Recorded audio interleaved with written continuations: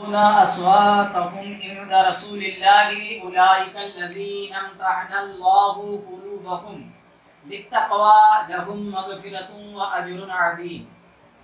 یعنی بے شک وہ جو اپنی آوازیں پست کرتے ہیں رسول اللہ صلی اللہ علیہ وسلم کے پاس، وہ ہیں جن کا دل اللہ نے پرہیزگاری کے لیے پرکھ لیا ہے، ان کے لیے بخشش اور بڑا ثواب ہے نا، ان کے لیے بخشش اور اجر عظیم ہے.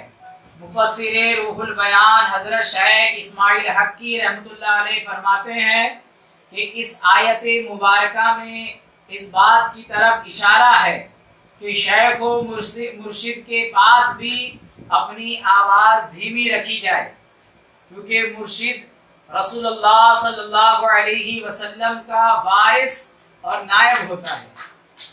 مرشد رسول اللہ صلی اللہ علیہ وسلم کا نائب اور وارث ہوتا ہے، اس لیے مرشد کے آگے بھی آواز نیچی ہونی چاہیے، آواز نیچی ہونی چاہیے. اس لیے جو ہے شیخ اسماعیل حقی رحمۃ اللہ علیہ تفسیر روح البیان میں بیان فرماتے ہیں کہ پیر و مرشد کے پاس بھی آواز دھیمی رکھی جائے، کیونکہ مرشد رسول اللہ صلی اللہ علیہ وسلم کا نائب ہے اور وارث ہے. سیدنا غوث پاک رحمۃ اللہ علیہ فرماتے ہیں کہ مرید پر لازم ہے کہ جب شیخ سے یعنی پیر سے آداب سیکھنے کا ارادہ کرے، طریقت سیکھنے کا ارادہ کرے، تو اس کے دل میں اس بات کا ایمان، صدق اور اعتماد کے ساتھ ہو کہ اپنے شیخ و مرشد سے بہتر اس زمانے میں کوئی اور ہے ہی نہیں. کیا مرید کا کیا عقیدہ ہونا چاہیے؟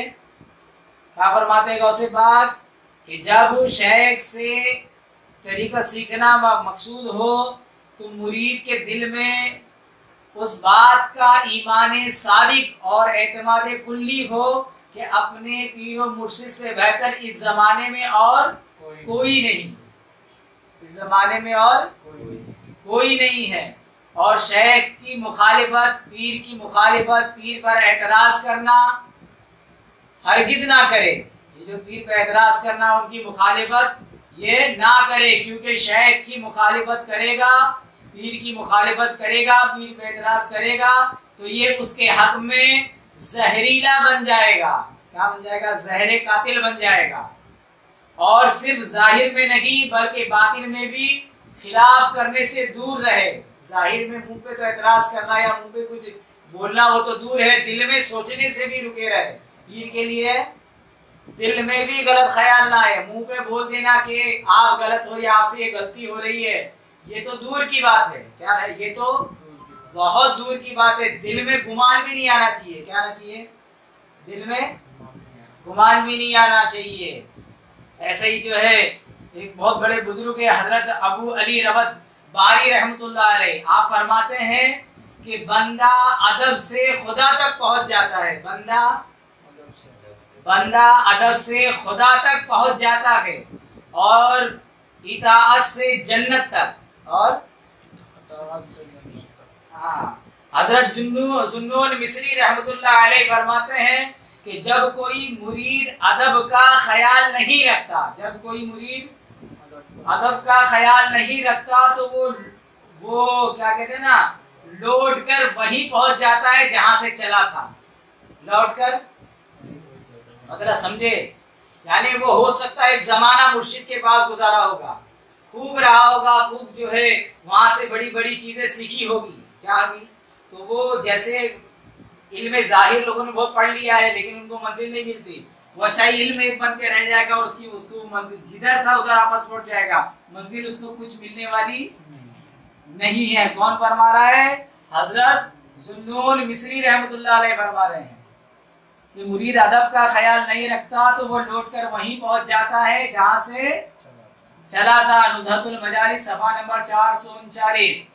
حضرت ابن مبارک علیہ رحمت و رضوان فرماتے ہیں کہ ہمیں زیادہ علم حاصل کرنے کے مقابلے میں تھوڑا سا ادب حاصل کرنے کی زیادہ ضرورت ہے. زیادہ علم حاصل کرنے کے بجائے زیادہ ادب حاصل کرنا ضروری ہے. اس کی زیادہ ضرورت ہے. حضرت سمجھ میں آیا؟ یہ سب اللہ کے اولیاء بڑے بڑے ولی ہیں جو ادب سکھا رہے ہیں. کیا سکھا رہے ہیں؟ سیدنا عبد الوہاب شعرانی علیہ رحمہ فرماتے ہیں مرشد کے ادب کا اعلیٰ حصہ مرشد کی محبت ہی ہے. مرشد کے ادب کا اعلیٰ حصہ مرشد کی محبت ہی ہے. جس مرید نے اپنے مرشد سے کامل محبت نہ رکھی اس طریقے سے کہ مرشد کو اپنے تمام خواہشات پر ترجیح نہ دی. دل چاہتا تھا کہ بھائی یہ ایسا ہونا چاہیے لیکن مرشد نے کہا ایسا تو ایسا. دل چاہتا تھا کہ نہیں وہ اس طریقے سے ہونا چاہیے, مرشد نے کہا ایسا تو ایسا. سمجھ میں آیا؟ ہاں کیا کہتے ہیں؟ مرید نے اپنے مرشد سے کامل محبت نہ رکھی اس طریقے سے کہ مرشد کو اپنی تمام خواہشات پر ترجیح نہ دی تو وہ مرید اس راہ میں کامیاب نہ ہوگا.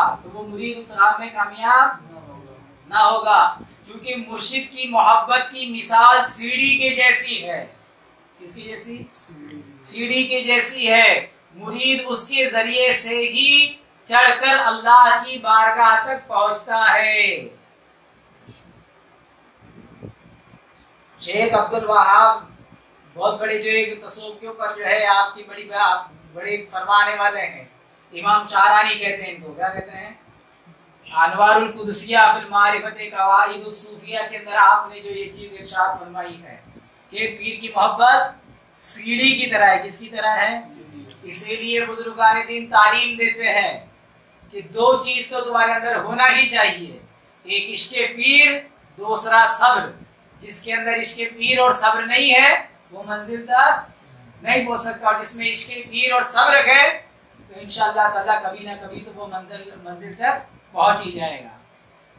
حضرت سیدنا علی بن وفا رحمۃ اللہ علیہ فرماتے ہیں کہ اللہ تعالیٰ کی راہ دکھانے والا تیرا مرشد ایک ایسی آنکھ ہے جس کے ذریعے اللہ تعالیٰ تیری طرف لطف و رحمت سے دیکھتا ہے.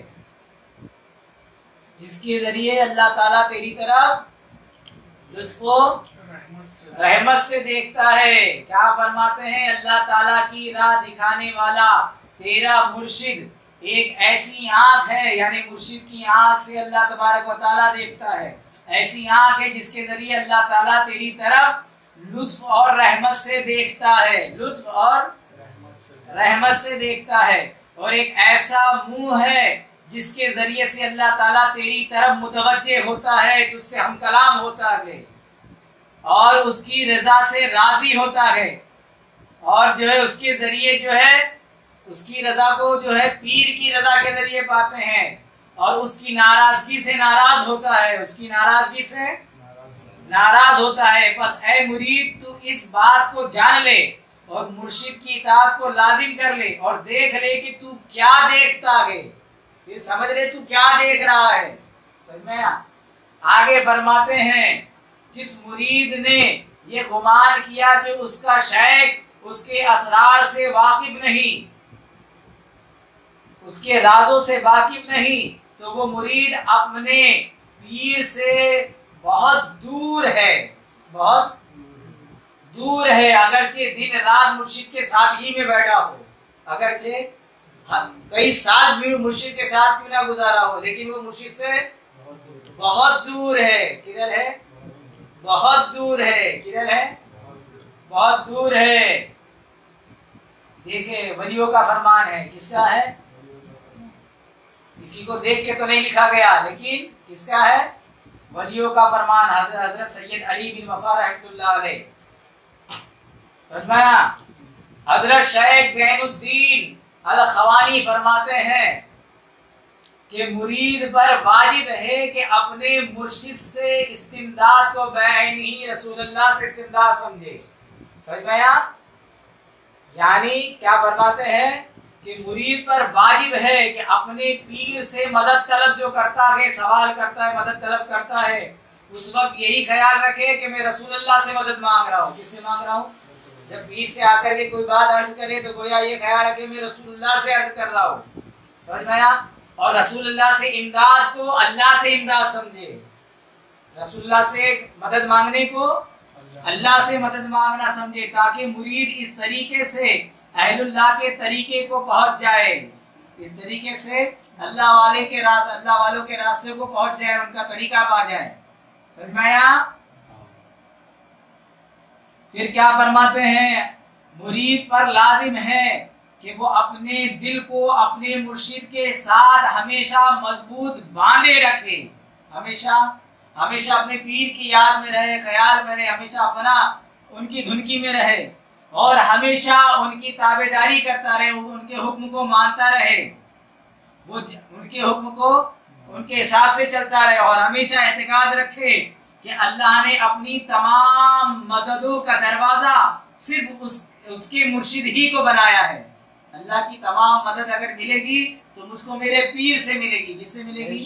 ایک مرید کا عقیدہ ہونا چاہیے۔ کیا ہونا چاہیے؟ کیا ہونا چاہیے؟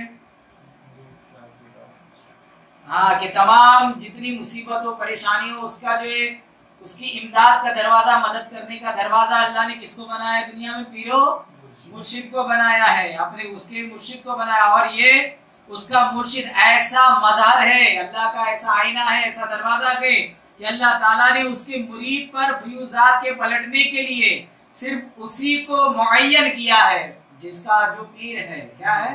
پیر ہی کو معین کیا ہے۔ پیر کے لیے ایک مرید کا عقیدہ کیسا ہونا چاہیے؟ اور خاص فرمایا ہے، اور مرید کو کوئی مدد اور فیض مرشد کے واسطہ کے بغیر نہیں ملتا۔ سمجھ میں؟